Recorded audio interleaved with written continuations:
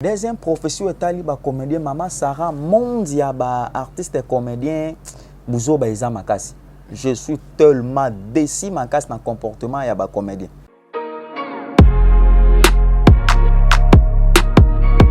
Oui, papa Jekoko, merci place aux Ali. Kola lobi nangai keba na entourage na yo. Élévation et moko ya Makasi ezoya na kati ya vi na yo. Okosuka kaka gouverneur te. Oko diriger mboka oyo premier ministre Matati Likolo.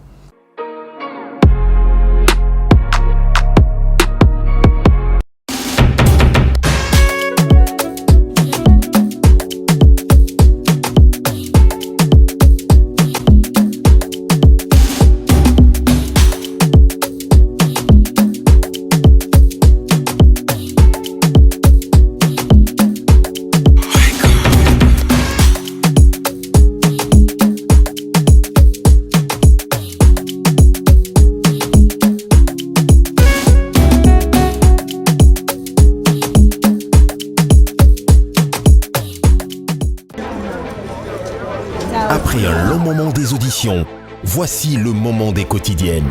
Pour une aventure inoubliable, ils vont profiter de quelques jours avant de rejoindre Malaika House.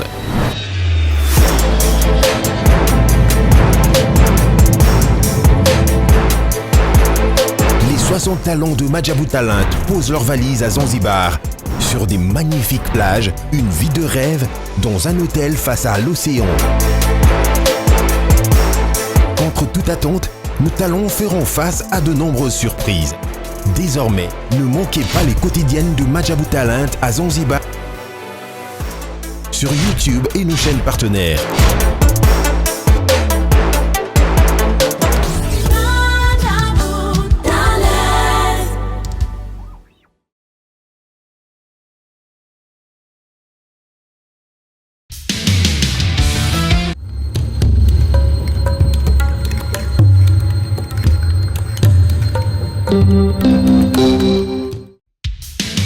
Merci, joie libre.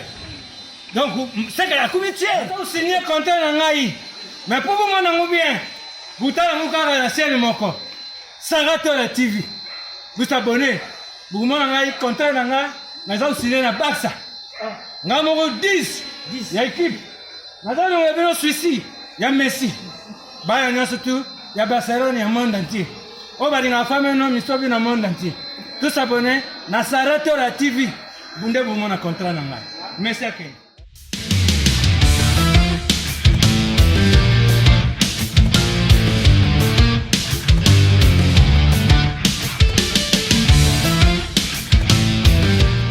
Bienvenue sur votre chaîne d'actualité Saratola TV et je suis votre animatrice des émissions en ligne dans notre émission Zip Zap. Zip Zap, tu es un pasteur, un prophète, un comédien, vraiment un plateau Nabiso. En tout cas, aujourd'hui, je vais recevoir pour vous, lui c'est la première fois, les Kana plateau Nabiso, le prophète Christian Massiala, prophète Moura jeune. Peut-être au solana et moi trop. En tout cas, moi, makasi ke, ndeko Nabiso a vraiment élengé makasi mais Nzambe yache likabo. Et il y a un message, ainsi dit l'Éternel, bisotobo ya ngote, azana deux messages, message manko, eza pour na élection à gouverneur, et puis deuxième message, eza pour na comédien. Alors, sans plus tarder, je dirais un grand merci à mon équipe technique. Et bon délivre, bon c'est que derrière la caméra, pourquoi pas na 15 bassele na montage. Et un grand merci à Paulin Mukendi, moi na Soukaba Mukendi. Un grand merci à Brenda la blonde, balobi secrétaire à Fondation Saratola. Et pourquoi pas na Papa Diego Milito, l'artiste. Et bon début de la semaine, na bino nyons tout vrai na biso. Groupe WhatsApp na Mobimba, na pesi bino bambote. Et bambote belé na maman Gina Amatou, motema ya papa Aaron Amatou, le prince de Dubaï. Amélia Mweba, la privée de Orlando Domingos, pourquoi pas na Jenny Beta Industriel, moi si à Pembe, président Charles Tamboué, na Bossani Ote et Montréal vraiment. Ce qu'on a même langage nanga, fungwe libiso plateau. Tout le monde a le jeune prophète Christian Masiala. Bonjour Mosakoli. Bonjour Maman Saratola. Bonne santé. Oui, tout va bien par la grâce de Dieu. Boni Moussala, Boni Bandimi. Oui, nous sommes bien, mais avant tout banda émission, on a 5 prière. Ok. Père éternel, le véritable Père de gloire, te merci aux ensembles à temps, Père circonstances. Toti qui émission na maboko na yo, banda na biso lokola alpha, pesko na biso lokola omega. Présence non ezalo rendez-vous na komba nzambe di na bala. Amen. Amen. Oui, tozo kayo prophète Christian, na tikotu na yo boni etonga, na ebite église na yo za komboni ni parce que mbali boso balandia Saratola. Bamo na yo na émission na bango. Oui, oui. Kombo na ngai prophète Christian Masiala, okay. Église na ngai zwami awa na Njili na quartier 4, Église prophétique Christ Impact Ministre Dieu de Masiala. Okay. Nazali Kinoate, nazali mwana ya ba Congo. Okay. Na ye kaka kin kaka pona makambo ya Nzambe. Okay. Message na ye nango ngana tangi mingi na internat. Na vandi mingi na boma. Parce wana na internat ni ponga pe na za na internat na boma. Nga nazali mingi na petit séminaire. Petit séminaire. Na Batakela. Batakela, ok. Na sisi na internat, na ye un peu congé na Kisantu. Na vandi na se ya nzete parce que nga naza trop spirituel, na linga mingi ba place ya kimia. Ok. Na vandi na sa nzete pongi ezunga muke yibinga. Na moni Thomas Musée di na bala. Abimeli ngai, apesi ngai ba message na oetal évangile ya Congo. Alobi na nga mwana ngai wana mwana mke évangile na kisasa bebi makasi. Kende ko remonter évangile ndenge sengeli. Mais atangen nga pe kombo ya 5 pasteurs bazo sala nzambe na bosolo ndenge sengeli. Ka 5 na ba pasteur tu ya Congo atenka 5. Atangen nga kaka 5. Na bondeli pe po na bango, ebisinga yaka luka bango bosola pesa bango ba message oyo ngai na ebisio. Est-ce que 5 pasteurs wana ko ebisa biso te bande ko ba olanda biso ba meka pe comprendre il s'agit de qui et qui? Peut-être bango ba kantara baza dans le vrai, mais tam sou baza dans le faux. Toko yeba 5 pasteurs oyo Thomas edi na bala la kisakio bazo sa musala na bosolo. Ya liboso ezali prophète Nehema Sikatenda. OK. Ya komaka na noter parce que c'est important. Ya liboso prophète Nehema Sikatenda. Ya mi balé pasteur Roland Dalo. Attends un peu. Roland Dalo. Oui. Troisième. Pasteur Espérance Mbakani. Espérance Mbakani ya Bandal, non? Oui, ya Bandal. Ok. Mangembo. Espérance Mbakani. Quatrième. Apôtre Mutombo. Apôtre Mutombo. Léopold. Léopold Mutombo. Ok. Cinquième évangéliste Kabundu Walesa. Ah bon? Évangéliste Kabundi Walesa. Ok. Donc, aux liste, il y a 5 serviteurs de Dieu. Oyo, Thomas et Dinabal, à la Kisaki, on a vision. Bazo Salamusala, Nabusolo. Oui. Ok, on continue. Et puis, na Bondelipe Ngamoko.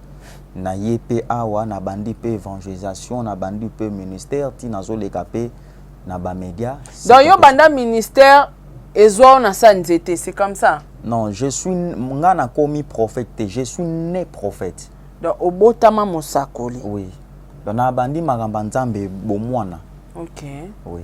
Donc même na famille na biso toza déjà na lignée déjà ya basai na nzambe. OK. Parce que maman emi Koutino, moi si à Koutino. Na maman na koko aboti maman nanga. Papa moko, maman moko. Okay. Maman Margot aouti pe kokufa pe à son âme. OK, na ebi maman Margot. Voilà. Wana koko aboti maman nanga. Donc toza déjà na lignée déjà basai na nzambe, ils a déjà makila. OK. Donc toloba yo uti ba Congo.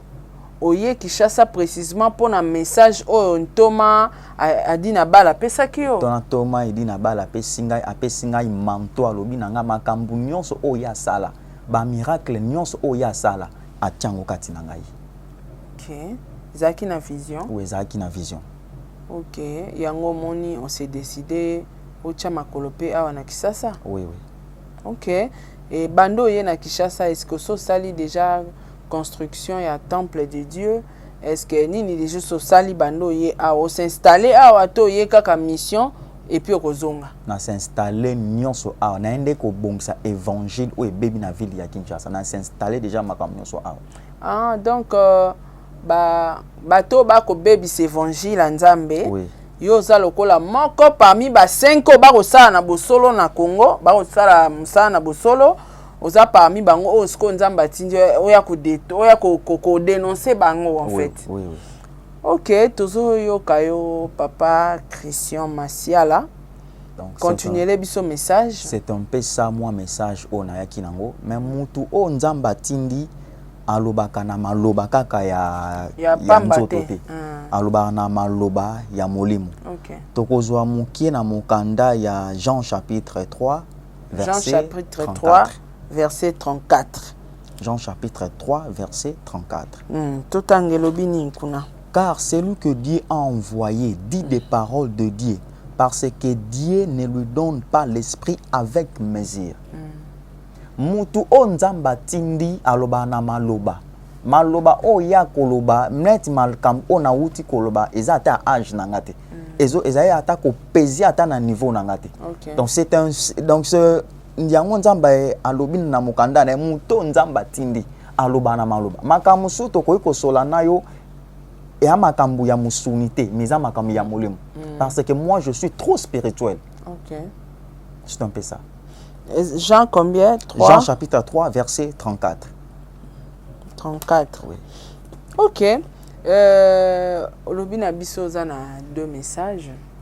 Moko ya ba comédien et moko isa message pour na ba gouverneur, élection ba gouverneur. Oui. Alors on a habité c'est à toi yondo ko sala choix. Mais na ko préféré to bandana nous na message pour na ba gouverneur, pour na élection ba gouverneur et au pesana nous message on Nzamba la kiseo. Message pour na ba gouverneur mobulu ezalate soki ozui soki ozui te. Naza mosai na Nzambe nde naza bo jeune ke 17 ans. Maboko o moni na bonzela Nzambe. Non na yebi masanga te kopo ya via basi banda na botama na no mamba basi donc naza vraiment au babengaka fraîche. Donc fraîche au babengaka fraîche. Okay. Ba gouverneur nyonso oyo bazo postuler bo simba kisite. Boya na bondela pona bino. Mais na moko onkola lobi nanga kituana eza pona ye. Mais akeba bitumba eza makasi. Wana tokoki pe koyeba kombo. Eza papa Jekoko Mulumba. OK. Donc place à gouverner, ya gouverneur de la ville de Kinshasa. Oui. Eza na maboko ya Jekoko Mulumba. Oui. Wana ndenge Nzamba ebisio. Oui. Ainsi dit l'Éternel. OK, pese message à landara pe émission nanga. Oui. Papa Jekoko, merci place Ozali. Kola lobi nanga ikeba na entourage na yo. Élévation et moko ya makasi ezoya na kati ya vie na yo. Oko suka kaka gouverneur te. Oko diriger mboka oyo premier ministre matati likolo. Men kola lobi nanga na ebisa yo entourage na yo. Mutu azo banga na otambola Nzambe te pembenu aza musika na kombo na Yesu. Élévation na yo ekobetisa batu ebele mabaku. Élévation na yo ekotsa batu ebele se ya mabele. Ko simbelo kwa mabete. Nzambo na bonzela ki bolenge azo mona place Ozali. Merci. OK, wana ezaki message ya ba gouverneur. Oui. O baza ebele mais muto Nzamba la kiso ndako zwa kiti ezali Jekoko Mulumba. Oui. OK, merci beaucoup papa Christian et toke siko on a deuxième prophétie o etali bongo ba comédien. Deuxième prophétie etali ba comédien Mama Sarah monde ya ba artiste comédien buzo ba eza makasi. Je suis tellement déçu makasi na comportement ya ba comédien. Yango moni ba comédien bazo kufa pamba. OK. Avant décembre les sous soki ba kebete mi balé sous bazo kufa. Oh. Donc mamango est commis sérieux hein? Avant décembre soki kebete mi balé bazo kufa. Na yambaki ndeko prophète moko awa, prophète Ezekiel alobai kama baliwa o ya ba comédien. En fait, yo pokomi loka deuxième mosakoli, ya koya ko prophétiser sur baliwa et susu ya ba comédien donc ti décembre. Oui. Tozana liwa ya deux comédiens. Deux comédiens. Toko yeba ba sexe. Moko ya mwasi, moko ya mobali. cause aliwa na bango yozalani bango na bango nanu de 1 baza na bolingo te bango na bango de 2 baguerre d'esprit koke kokota baloge moko ya makasi po ete bazala au top koleka baninga kobima na bafemme mariée bana mibali kobima na bana ya mikie donc bango place wana même bango na bango donc bosoto eza makasi nzambe azosepela nango te yango moni nkolo azoko frapper bango sérieusement ntango pasteur de la foi assemble mpona bango na Sainte Thérèse makambo yango edosaki moke nazotinda message pa président Masumu asangisa bango nyonso nabondela mpona bango mpo te nzambe alongola liwa wana. Ok, ozokoloba tellement bien mais liwa wana ndenge biso toyebi pe ndenge toyokaki bandeko mosusu mpe balekanaki awa lokola baprophète balobi ezali bapacte oyo basinya yango nde ezomemaka liwa ezo bato bazokendaka donc pacte wana ezolia basacrifice ya bato yango moni bakomedia bakokufaka sikoyo yo kosenga papa Masumu asangisela yo bango oprie mpona bango mpo liwa ekatana. Oui. Est-ce que liwa ekokatana? Liwa ekokatana naza na confiance ya nzambe amuze edi na bala nzambo na bonzelaki bolenge liwa ekatana. Ok. Epa na ngai likambu na yo soki na nga na bondeli yango solution efo emonana. O problème akobota maladie ya nga kaka so na bondeli po na yo nga solution efo emonana. Ok, donc tolobaki nzamba yokelaka yo. Nzamba yokelaka nga parce que nalobi te ke naza extra koleka baninga nyonso. Mais eza grâce o nzamba sali kati na ngai. Na tambolaka na ba principe na ye. Siko omoni liwa ya des comédiens. Est-ce que nzamba la kisiote pourquoi liwa pona nini liwa wana ekoyela bango et puis pourquoi bakufaka nzamba la kisio yango te? Ya liboso eza pona ba impact bazoke ko kota eleki bango na degré mingi. Okay. Ya mibale pona babosoto. Femme mariée kobimana célibataire kobimana bana mikie mibali na mibali basi donc ba lesbienne donc bango na bango eloko zo créer ba loi na yango. Oui. Donc eza suite à conduite na bango to loba. Conduite na bango eza bien te. Conduite na bango vraiment eza bien te. Ba bombisa etambo na bango. OK. Ah, donc message c'est un message moko okoki ko s'adresser na ba comédien soki ba rolande émission na biso parce que nga mo pe na otinde la bango. Montréal inséré au pesa bango comme pesa bango message ba balanda o bazoyoka. Na pesi message pona ba comédien nyonso o baza koyoka nga partout ozali. Yo mtozo kilinga ko simba kisi ko simba kiste. Et ana nzambe et ana eloko moko eleki ba kombo nyonso. C'est 9% de Jésus-Christ de Nazareth. Loge oke ko simba et ana elote.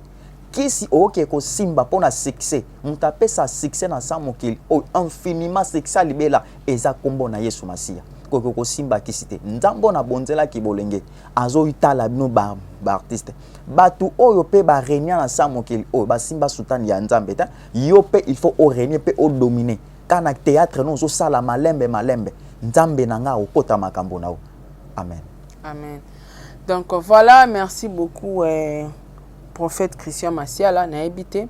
Et à part wana est-ce que vous avez makambo mususu ya koloba to za na message moko ya kolobela peuple de Dieu oyo kolanda ona nzela ya chaîne nanga? Oui, bien aimé dans le Seigneur, merci place aux amis tu kete nzambe apambola yo au fungoli télévision na yo téléphone na partout place aux ali sikoyo maman papa na eka koyebisa le temps de miracle n'est pas encore passé. Aujourd'hui ba déception ebele partout zo kendezo simbate problème akobota problème amikanda ozana lubumbashi oza mama papa mekana nzambe na ngai mekana nzambe à 5 minutes 5 minutes kaka ya pamba obengai aveugle paralysé na obino 5 minutes kaka 5 minutes okomona loboko na nzambe partout place oza 5 minutes o témoigner loboko na nzambe 5 minutes. Oui. Elaxini tomba loboko na mobile kolo pepa tozana combien de misapi 5. Tu as combien de continents? 5. Combien de chantiers? 5. Combien de ministères? 5. Basaso Mabile Bazaï combien? 5. Yamayele combien? 5. Combien de livres de Moïse? 5. Combien de chantiers? 5. Donc comme quand un république? 5. Félix quand un président? 5. Okoma Félix combien de lettres? 5 lettres. Monte combien de lettres? 5 lettres. Natangelo combien de combien de pasteurs? 5 pasteurs. Na ebisio combien de minutes à miracle? 5 minutes. Et ça prophétique. Et ça prophétique. Donc soki mutu aza na problème, hein, expliquez bien. Soki mutu aza na problème et kabengi yo. Donc 5 minutes. 5 na lobby na yo 5 minutes. Maboko Oh, eza télévision hein. Na lobby na yo 5 minutes. TV za radio te. Oh, eza télévision. Eh écoute, oh ba oh TV, mutu musuku na obengo boye. Azo c'est la 5 minutes so ekokita obenga nga, webika obenga nga le ba mama Sarah prophète wana za lokuta. To salela émission. Na lobby na yo 5 minutes kaka ya pamba. Muto nzamba tindi ayaka boete. Naza très fort. Nana conscience en nzambe nanga. Oui. Ah, ozobeta tolo makasi. Nazobeta tolo parce que o azakati nangai na yebie. C'est Jésus-Christ de Nazareth. Nzambe amuze di na bal, ona bonzela ki bolenge. Te 5 minutes wana nde eleke. Na biso 5 minutes. O prostate, problème akobota ngali kambuna ngaso na koti yango, il faut solution monana. O na bambikudi kokete ngaka so na bondeli pona yo. Na obi bien il faut solution mona pona likambuna yo. Bato ba otala biso ba bazoba te. Ngape mutna yambio naza zoba te. Qu'est-ce qui prouve que marambozo loba ekoko kisama? Et puis ni nezola kisake ba message oyo yeli biso eza vraiment ainsi dit l'Éternel. Bayeba musala nzamba solo na prophétie te. Mais na maloba lobi pe accomplissement nango.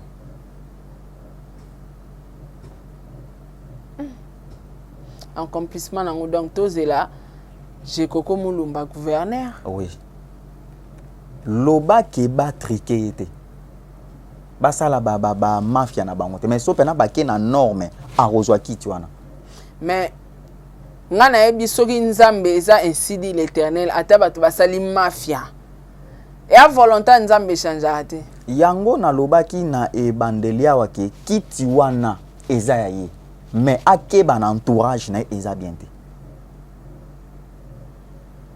Mais peu importe entourage nzamba ko protéger ya ko kisaka aloba na e. Ako parce que destin ba changer ngo te.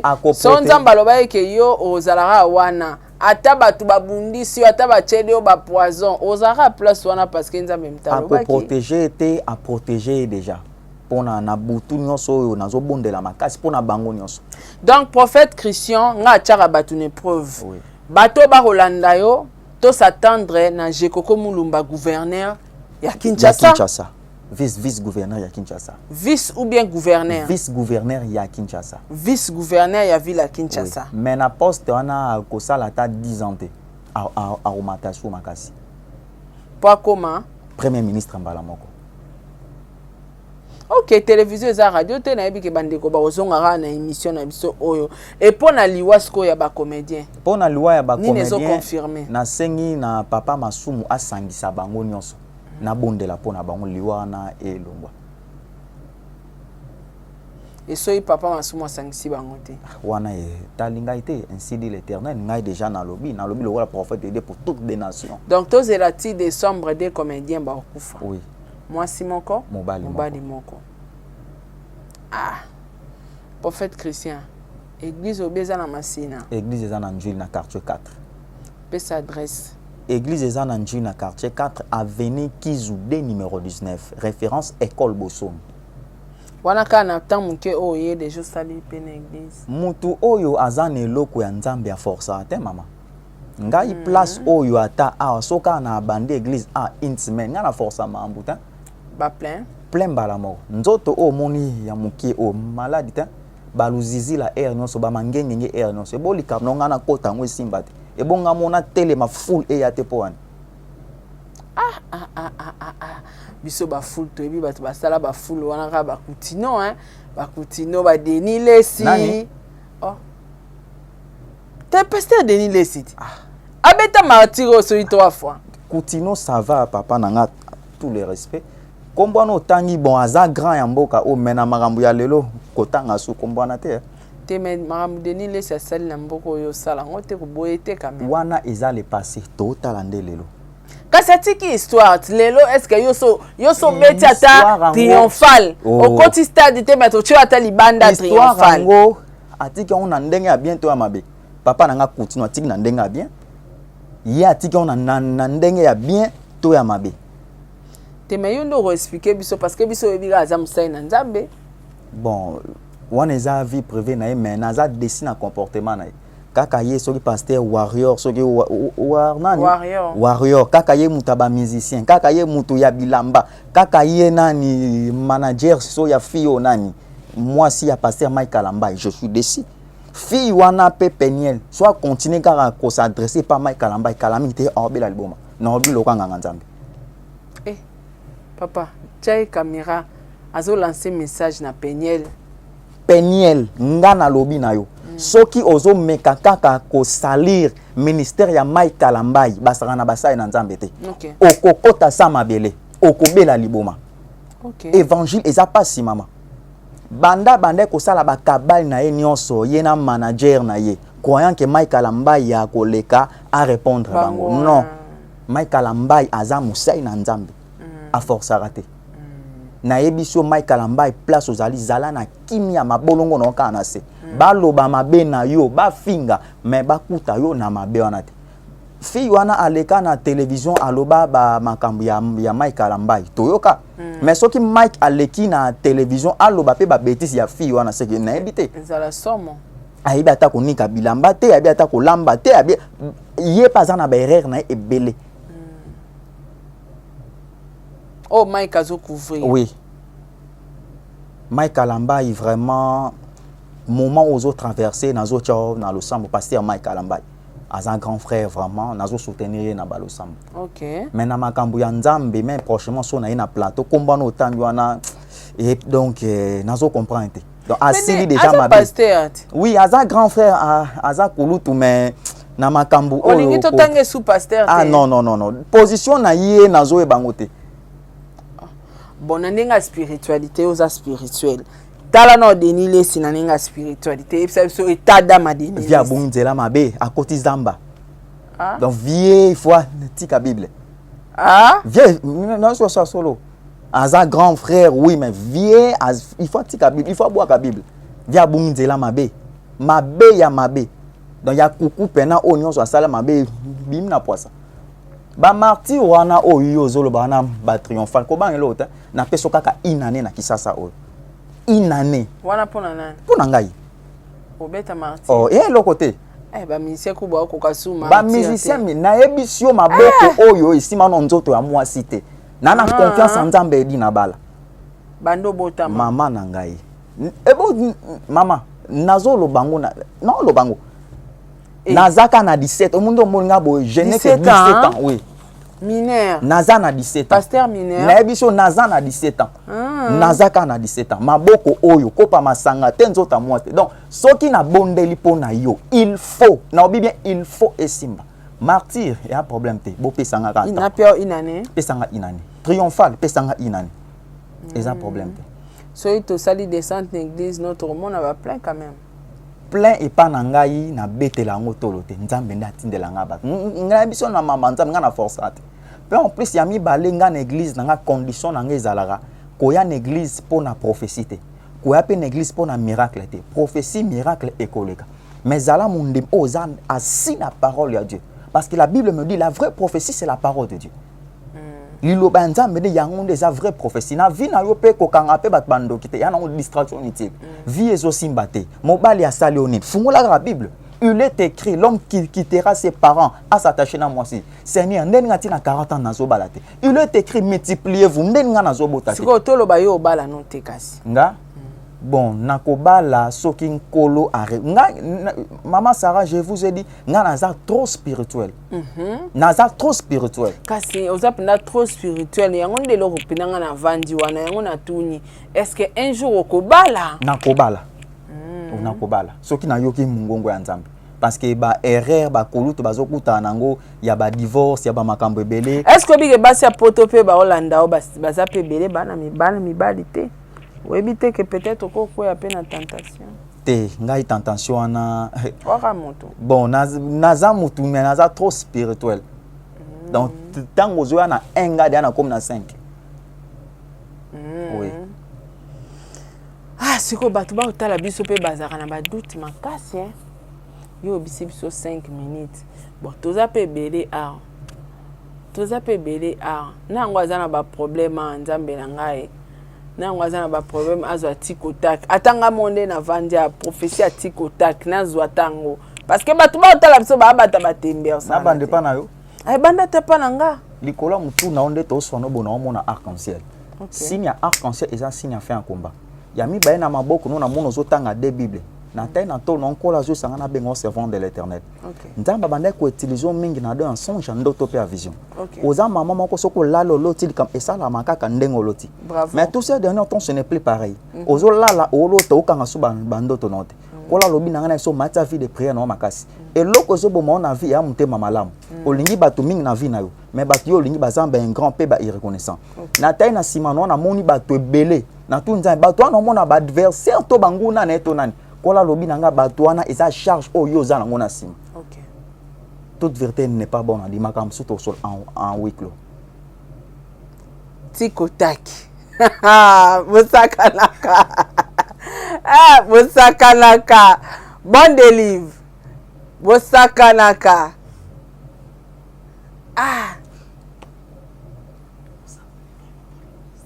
ben c'est très grave bosakoli bandeko ba rolanda yo oyebisa bango nini parce que eza mpe na batebele baza na baproblème baa mpe na besoin ya solution mais nga na oyoka solution eza ya 5 minutes je crois que nga moko mpe baproblème na nga na nango so nasoli nao nakozwela yango solution parce que nga aza moto ya média e nga nde motu so nazwi solution nga motu nakoya kosala publicité oyo balobaka ya sambongo parce que nazwi solution ya makambo na banda ekoluka mais naza pour yo te déjà nga personnellement nazalaka nadutaka trop na prophétie nayokelaka na prophétie te kande nalobaka mpe na bino bandeko botala biso mais makambo alobi toyebi pete soki ezaka ainsi dit l'éternel parce que na monde ya bandoki mpe bamonaka mais eza vrai oyo alobi na ngai eza vrai mais toyebi te soki eza ainsi dit l'éternel soki mpe euti na kote ya bambikudi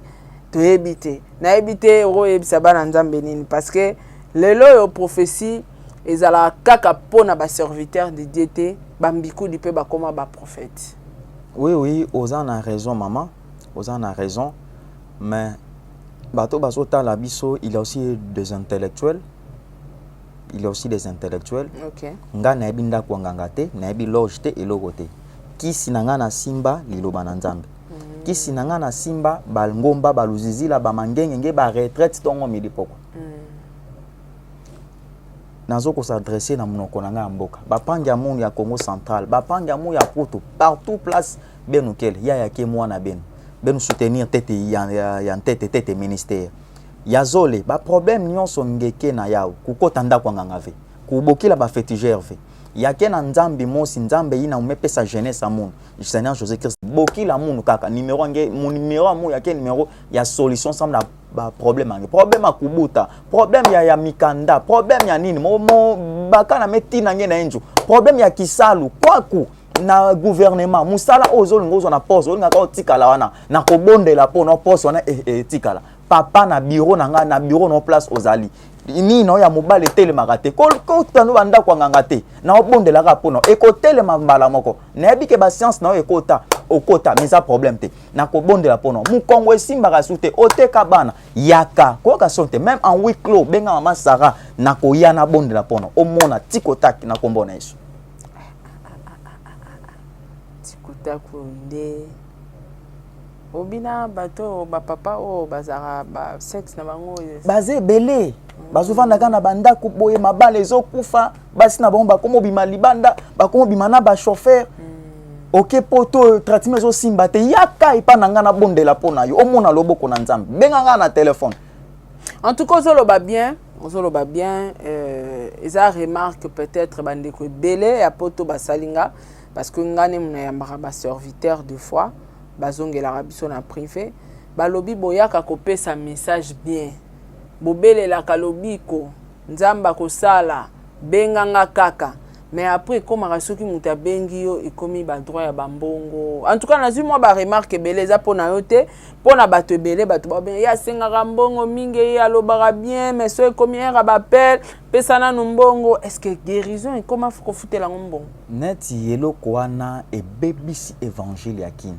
OK tant on a hier je été beaucoup combattu mama Sarah bazo même ba obenga même la téléphone toko boma yo BBC cop ni na BBC oui on me menace na téléphone qui na BBC cop oh makambo ya nzambe bango ekomi cop ndeni yo zo bondela osenga mbongo te mama nga na bikisaka mutu te bazo lobela yo zo bondela zo senga mbongo te ifo bo senga ka cop ezokufa okay nga na senga mbongo te nga pe na bikisaka mutu te na bikola rapete muta bikisa bato za nzambe en condition zalaka na foi za ondima soka oza na foi na yo kaka na bonde pona au monde pe lobo na nzambe na taka na nzambe en première position parce que mapangu na zana una zuna kisasa mutuka na otambo na somba te na bonde pona yo mama témoigner loboko na nzambe abisinga papa mutuka na nga o ya delix na tambo na ngozwa contact ke nango donc na taka na nzambe na première position soko ki ba directif ken kola lobi sala bolesa ba veuve na ba orphelin sunga ba bola sala eloko boy wando sala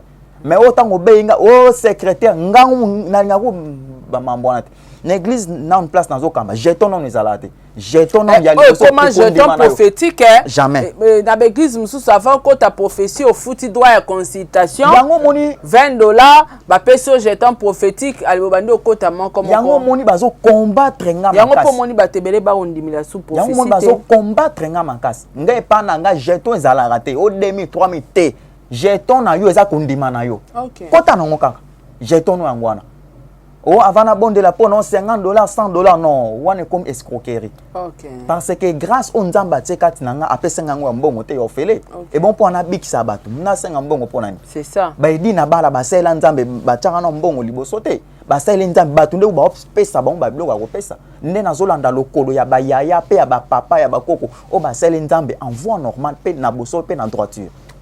OK donc ça tu comprends bien bandeko ba Rolanda yo babanga te babenga yo babenga ngai po bango ba banga ka arobenga buye apesi problème na ekomi yo tinda na 300 te ngai makambo te nga no mwana mukie mbongo no liboso te mbongo eko na ngosima siko so mutu mo pa benge ACP no kasi te wana te oh nazana una makambo ebele akosala na mboka oyo kobala oui naza mutu il faut na bala na bota oui c'est normal apparemment et dosara onction muke non et dosaka onction te non on a commis prêter donc le problème en est que il ne faut pas confondre être prêt et pour précipiter donc non on a commis prêter et le bana ngwata pasteur Moïse Mbiye ata boton stade de marti bala bana bala te pourquoi attendons convaincu katina été donc nde na yebo ba erreur ba yaya ba sali ba papa ba sali ba divorce ya bo ngai mwana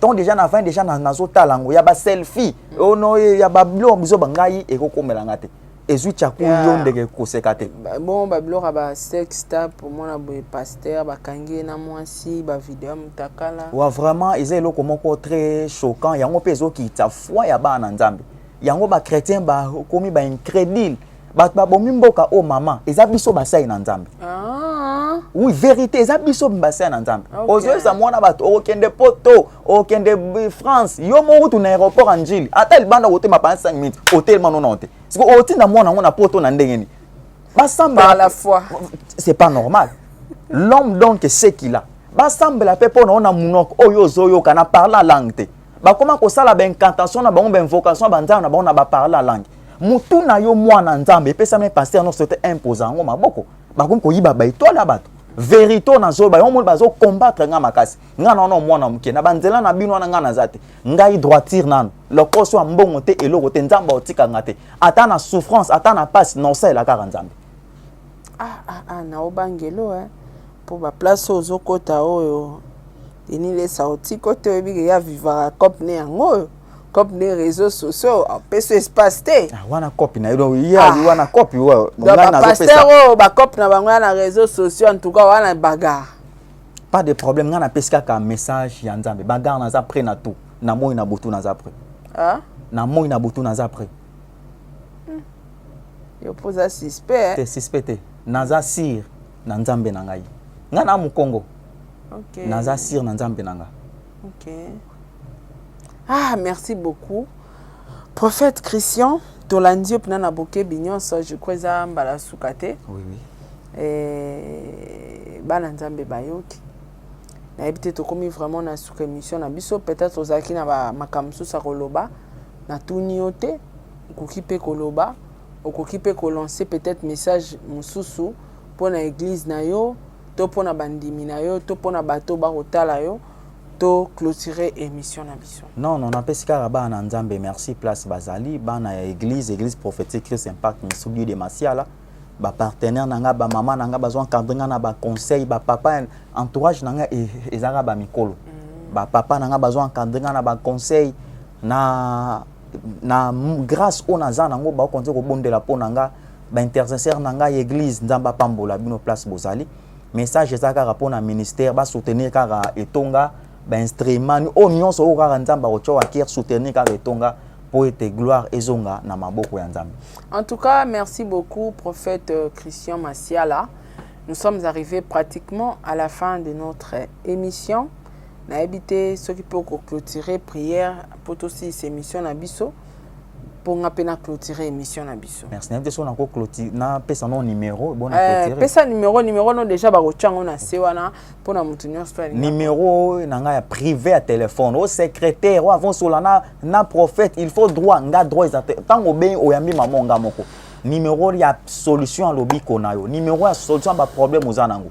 Plus 243 091 011 077 4 nasuka. Plus 243 091 011 077 4 nasuka. Ok, merci beaucoup prophète. Okoki na déjà reçu la prière pour la clôturer l'émission. Père éternel, le véritable Père de gloire, le Dieu de la Bible, Nzamba Mouze Dina Bala, Nzamba Papa Nanga Kotino Fernando, mutu nyonso o ayambaki ngai o atali ngai azana fu azana kondima kota makamne na kombo na Yesu na bonzelo ki bolenge pona kosaela yo mutu nyonso o alandinga na tongwa lelo na pokwa lelo Père éternel grâce na yo faveur nous se manifester na tiki esiko na maboko na yo tika ete place o et prospérer en tous égards na kombo na Yesu na lobi lokola nganga nzambe na komba nzambe di na bala amen. Amen. Merci beaucoup à tout le monde. Nous sommes arrivés pratiquement à la fin de notre émission. Tokutani na émission Moussousou. Au revoir, à la prochaine.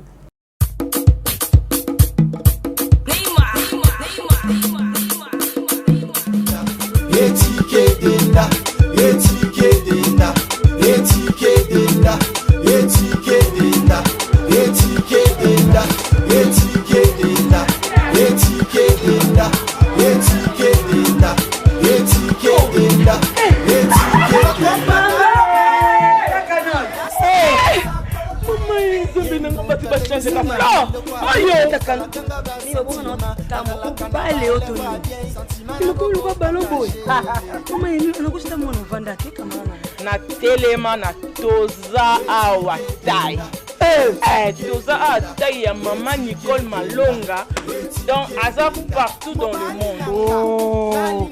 Toza awatai ile makambe maman Nicole Malonga telemi wana ima hata sula milaite anabuaka na ngati maman Nicole Malonga makubia na kumakelo mkusi sa complexe una solinga mezi nyoso linga solinga ekokayo kota papa nebiso